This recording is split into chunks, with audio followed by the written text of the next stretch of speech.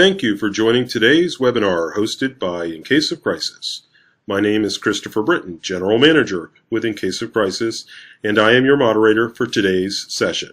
The title of this webinar is Harness the Power of Your Mobile App to Extend Preparedness to Individual Departments. We are excited to have Koren Kanadanian, Director of Emergency Management with Providence College, as our key speaker for today's presentation. Our agenda is as follows. Without further ado, I will turn the presentation over to Koren. Good afternoon. My name is Koren Kanadanian. I am the Director of Emergency Management at Providence College. I've been here since 2008, and the first emergency management director for a college, for the college in Rhode Island, full-time for the 8 colleges that are in this area. My prior background as a police sergeant, and I currently work as part-time now for Norfolk, Mass Police Department and as an emergency response coordinator for Department of Health and Human Services. My roles and responsibilities here, I work under the Office of Safety and Security, and my role is to deal with emergency preparedness, response issues, and I am the chair of a Safety and Emergency Response Committee for the Providence College campus. We are an urban institution. We are right in the city of Providence. We have about 4,200 students full-time. Our campus is on about 80 acres, and we have 1,100 faculty and staff. So we're a pretty busy campus during the day. As far as what we've done in the past for emergency management, we pretty much do the basic flip charts for our preparedness. We had these flip charts created. They're actually created before I was employed here, and when I got here, my job was to kind of implement them and get them out into the campus community. So the initial plan when I got here was that these charts were put in various offices in all the classrooms on campus, kind of on a hook inside the doorways where people would have access to them, and common space areas they were put in auditoriums and things like that near emergency phones, so we were able to have some access for people. So the problem with that is over time we've changed protocols. So anytime you change or update a plan, now you have this in writing, so there's some cost to doing the updates. It's kind of, there's not a lot of face-to-face time. Some departments on campus would ask us to come, really kind of go over the plan page by page, what should they do in this instance, but that was very limited. The departments that were really proactive would call and schedule that, and I would go discuss things with them on what they could do in their site on campus, in their offices. Others I would reach out to either just didn't have the time or just didn't have a whole lot of interest in it. Materials, again, we do construction projects.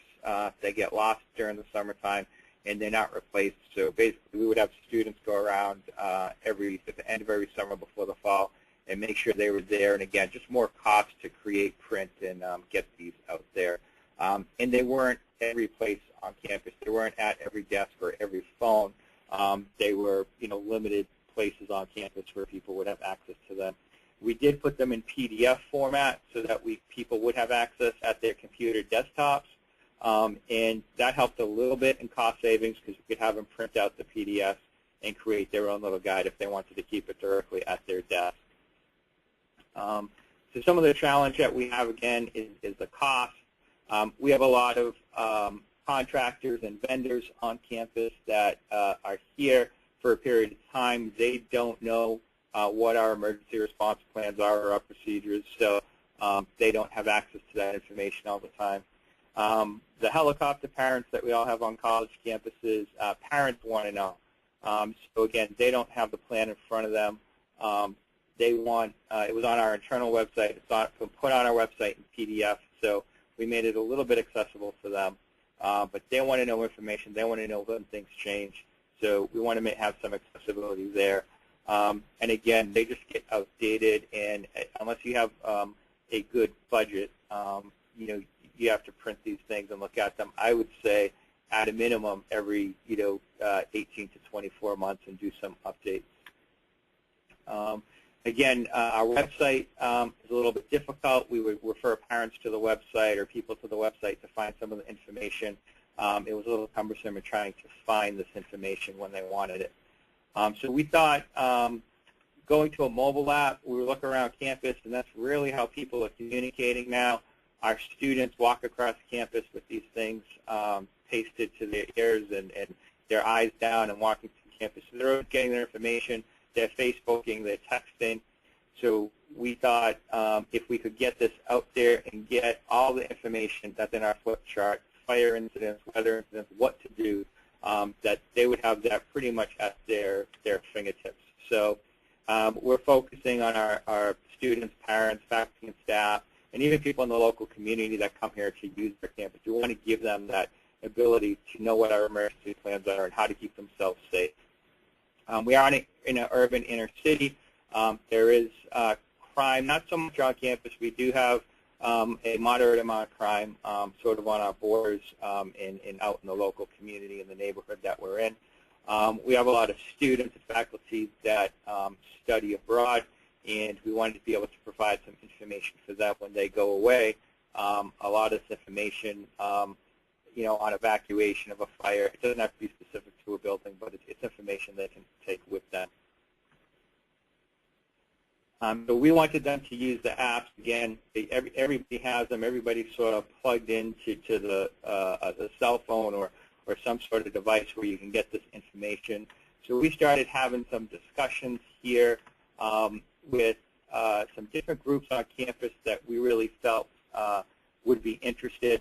So I brought together security, student affairs, our human resources folks, international, and our Office of Community Standards. So we talked about what information that we want to get out, what was the most common format, and again, people using the apps, especially students, seems to be very common and very easy for them to navigate. And we thought right now that this would be the biggest audience, as well as being able to have people have accessibility from the outside if they needed information. So being able to have real-time updates where if we update something, it changes pretty quick. We don't have to worry for a reprint of books and then distribution of anything that's in our hard copy. So our timeline for this was expected to really get this out in sometime in November. And that timeline came about with one of the ways we're using the app is what we call our CARE program, and it's a behavioral health intervention program. And that's where we took it out of the box. Instead of just a normal flip chart for emergency management, we decided to use this to give faculty and staff information on dealing with distressed students on campus. So we're running workshops, and we wanted people to have information in their hands to be able to know what some behavioral health indicators would be and when a student should be referred to our counseling center or to our dean of students if they needed to have some intervention and get some help. So we're looking at a November 1st launch date for that. And again, we just wanted to make the most accessible to anybody on campus that we could. We want it to basically be used again for CARE, travel security. We're looking to put our student handbook on there for our community standards folks. And after looking at what was out there, we actually looked in-house to see if we could do it in-house. Everything in-house. One, it was going to be a slow process, and two, the only way to do it in-house was everything had to live on a server. And in case of an emergency, we didn't want to have the phones reach out to a server in case we lose communication. So the In Case of Crisis program, where it lives on the phone, was something that helped us make the decision that we wanted to use their system. So we looked at everything they had, spoke to some other campuses and other institutions that used it, and we're happy with some of the results. Again, we wanted to make real-time updates and have a secure login if we only want certain people to have access to certain information. So this here is our Care Network app. This was done as recently as about a week ago, and we've had sort of it's been great working with the team at In Case of Crisis. They helped us get all this up and running with the icons and all the information that we wanted placed here. So now a faculty member can be in with a student. The student's not acting right, a student leaves, they can kind of pull up the information right away, see that they've met some of these, the criteria of these indicators, and then they go into their contact section, and basically the care@providence.edu is an encrypted email due to HIPAA and FERPA regulations for privacy, but they can send an email, it's encrypted, it only goes to the dean of students and to the director of the counseling center. So that information about the student, what they feel could be in there, and then that brings them into the care system so that they can look at the student and see if there's any intervention that needs to be done. They can also just make a direct phone call to either of those offices and refer a student. And if it's an emergency situation or something that's a little out of hand or they're not sure what to do, they can just call safety and security, and we have a protocol there. If we hear, the dispatcher hears that it's somebody in need of a care referral, they will forward the information to the direct department. The emergency guide is here, kind of as our mobile app. We're able to take the flip chart, put each of the pieces here, and now people basically have this at their fingertips. And again, if they don't have a mobile phone and they want to put it on their computers, we took the PDFs into a file. They can have the file on their computer. They can also print it out very inexpensively. For $1.50, they can buy a 3-ring binder, and they can leave it at their desk. And then if an update does come up, I can send out an email, let them know it was updated, and they can just replace the piece that was updated. Again, just information how to report emergencies for the flip chart. It's information that we put out there, just an example of one of the tiles that you can open up and information that's there. Again, the student emergencies or any emergencies under the Care Network, it has the Care Network information. And this is to, if you want to make that call, you push the highlighted blue, you confirm the call, and it will make the call to the department. Again, with the flip chart, we can put the diagrams, documents, maps. When we develop this for our Office of Community Standards, we're going to put the student handbook on there as a PDF so the students can't claim, well, I didn't know. It's going to be right in front of them. And again, to get them to upload, we're drafting a campus-wide email that will lead them to the sites they need to go to load this onto their phones. Here's just our campus evacuation map, an example of how we can use that. And then we're looking to use this with our RAVE. We use RAVE Mobile Safety for our alerting system for text and email, and we'll be able to integrate the system into that. And that was another reason we like this system is what we could integrate with, and it seemed that they were very willing to work with us to help integrate with other systems that we had on campus.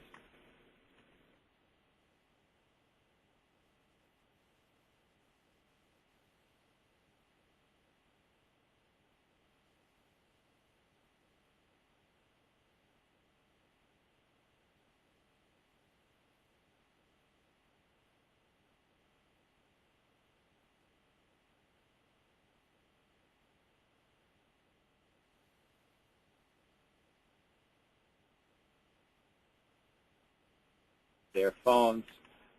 We have a student newspaper called The Cowl that will be doing a article on the information and announcing, again, the workshops and the lunches that we'll do.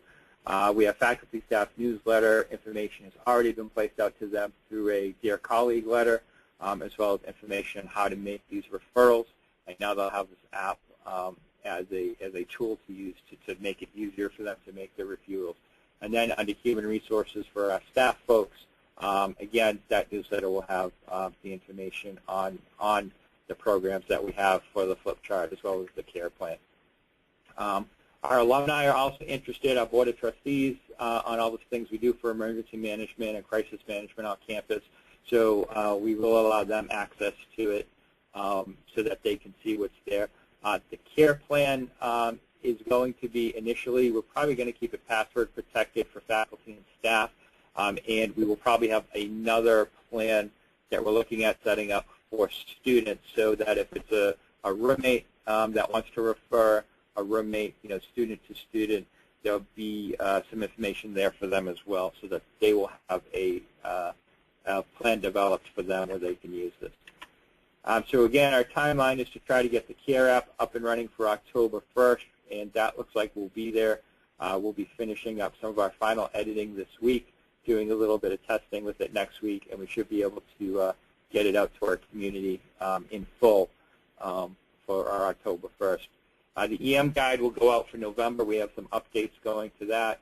The holdup there is just some new maps that are being developed. We built a new 80,000 square foot humanity center on the PC campus, and that's going to be the maps of that building, and some of the changes are being uploaded, so we're waiting on that. We're going to take this out to workshops, not just care team workshops on what to do. I'm going to take this out to other departments to see who's interested, how we can use it. We have some plans to consider using it with our admissions office, athletics, using it for transportation and mapping on campus. So we're trying to see who's interested and who wants to use the programs to put plans and information that they want to get out to their audiences. So again, this is just a program that we thought we could use for many different apps, not just the emergency management side of things. That was really how I got a lot of the buy-in from my administration here. So we're looking to see who else is interested. We'll roll out the EM plan and the CARE plan, and I think by doing that, we're going to get some good feedback. We're looking at putting operations plans in, not just the emergency plan, but operations plans for our security staff and for our emergency response personnel so that they'll have SOPs in front of them. And same with athletics. Athletics is looking at it as possibly a marketing tool. Our study abroad program, we basically give handheld information, hard copy of things to do if there's a crisis or an emergency while you're away in another country, with the security issues and things that are going on in the past year and a half overseas. We have a lot of travel, and we want to give them State Department information, anything that we can give them to be safe while they're away. And again, this lives on their phone, so they can load this information before they leave, and they have it with them while they're away. Again, working with IBA has been great. They did their support structure and just their back end, their IT development gave us a very fast ability to get this up and running. Support is great. If we have an issue, we call them up, and our IT folks have been able to talk to their IT folks to get some information. Our in-house, we have an in-house app. We're going to link the In Case of Crisis app to that, but otherwise we're not going to do anything in-house as far as building the apps. We're going to leave that to In Case of Crisis to do that for us. And again, they had redundant systems and backup systems that we were happy with. So, so just things that we got out of this was just that we can use it for more than emergency preparedness. It's very common to the students, especially that are going to be using it. We can open it up to other departments to get out critical information. And like I said, I think as other departments see using this for more than just emergency management, they'll take an interest in trying to have this developed for specific uses, anything from admissions to athletics to, again, student contact, and also looking at our consumer page. The Higher Ed Act requires us on college campuses to disclose certain information, which is on our website, but we're looking at possibly having a tile for each of the pieces that we need to do for that and having a plan for that.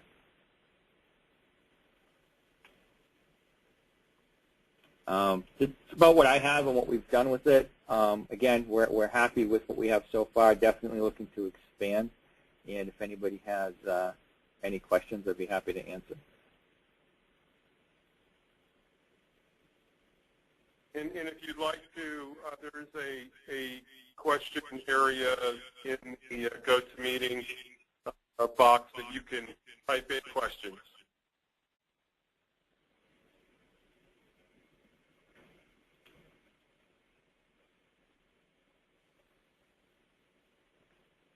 Okay, I'd like to thank Koren for coming on and share what he's doing with the program.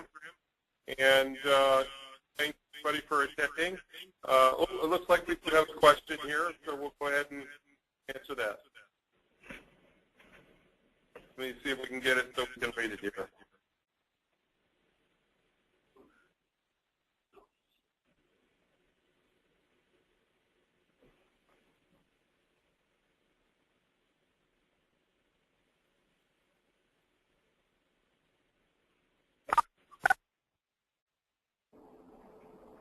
Okay, we have who developed the app for your campus, internally or outside vendor? So I'll let Koren respond to the content for the plan. The application, of course, is in case of crisis. Let me turn to Koren to talk about the content. The content, the flip chart content for emergency management was done in-house. I have a 13-member emergency response committee, and that was getting together and just, again, looking at the most common things for us that happened on campus and what information we wanted to get out to everybody on what actions to take in an emergency or crisis situation. So we developed that on our own in-house. Same with the care plan. That was based on a lot of information, best practices on behavioral health teams from around the country on college campuses, working with our, again, the care committee. There's our legal counsel, our director of the counseling center, our security director, and our dean of students, as well as myself. So we had several, we went to several workshops, seminars, conferences, pulled out best practices in the behavioral health system and what people are doing on campus, and then kind of fed it through that to decide what information we wanted to get out, what do we want our staff and faculty to know, one, to keep themselves safe, to keep the students safe, and when should that point be to make the referral. So that information is what we decided that we wanted to get out to them, and we put all that together in-house, and we're able to get that uploaded into the apps. And again, Denise was a great help from A Case of Crisis in helping us sort of pull the pieces out, creating, what should go where as far as, putting it under title and title names based on the hard copy document that we had. And they were able to help us design the app layout.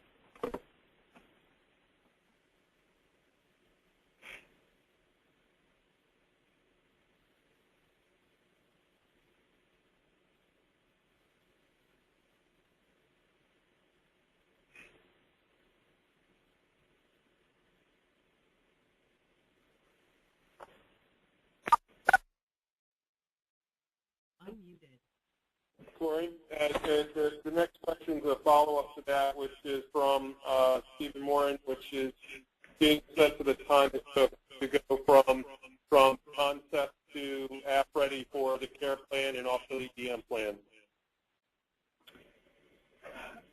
As far as in-house, it wasn't very long. There were some meetings to take place, and again, just trying to make that decision on. We needed to update our flip chart emergency management plan, and we just looked at cost and what would be something we could use that was real time if we made changes, that we wouldn't have to have a lot of cost to kind of reprint things. So once we talked about that and decided through that, it was very quick.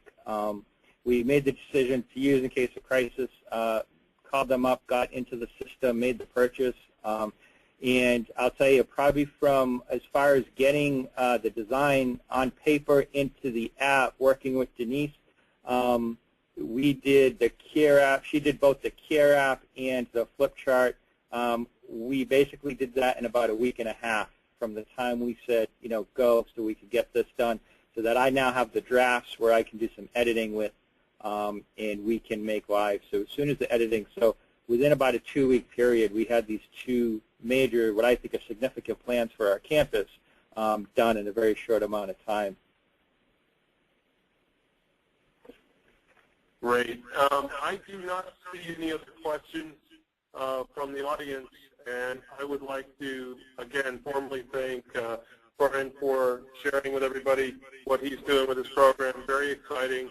We're very excited to be working closely with Koren and Providence College, and we thank everybody for taking the time to listen today to how one of our clients is using our solution and helping to improve their emergency planning and crisis planning capabilities.